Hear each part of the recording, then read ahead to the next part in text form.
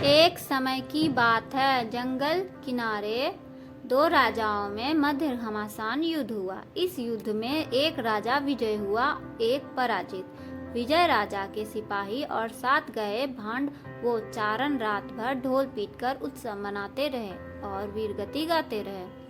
सुबह सुबह तेज आंधी आई और उस आंधी में सिपाहियों का एक ढोल लुढ़क कर दूर चला गया और एक पेड़ से जाकर टिक गया। आंधी थमने के उपरांत राजा और उसके सिपाही अपने राज्य की ओर प्रस्थान कर गए।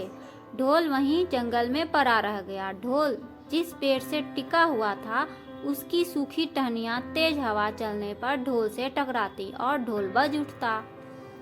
उसकी ढमाढम की आवाज पूरे जंगल में गूंज उठती। एक भूखा सियार शिकार की तलाश में उस स्थान से गुजरा जहां ढोल पड़ा हुआ था।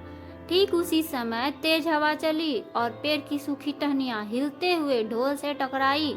ढोल ढमाढम करता बज उठा। ढोल की आवाज सुनकर सियार डर गया। उसने पहले कभी इस तरह की आवाज नहीं सुनी थी। वह सोचने लगा कि ये कैसा विचित्र स्वर वाला जीव है।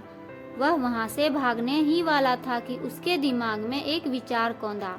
किसी की बात की गहराई के बिना जाने डर कर भागना नहीं है। मुझे इस विचित्र जीव के निकट जाकर पता करना चाहिए कि ये वास्तव में कितना बलशाली है।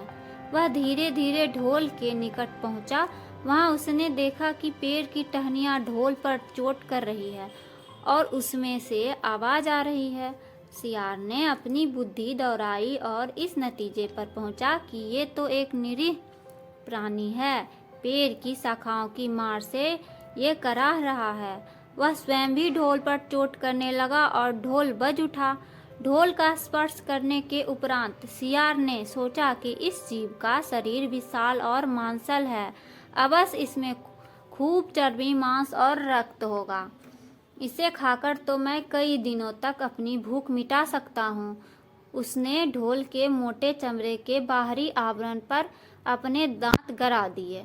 वह चमड़ा कठोर था। उसे काटने के प्रयास में सियार के सामने का दो दांत टूट गया, लेकिन अपनी जोरों की भूख शांत करने के लिए वह डटा रहा और किसी प्रकार ढोल में छेद कर उसमें घुस गया। ढोल अंदर से खाली था। उसमें मांस, रक्त, मज्जा ना पाकर सियार बड़ा निराश हुआ। उसकी मेहनत व्यर्थ गई।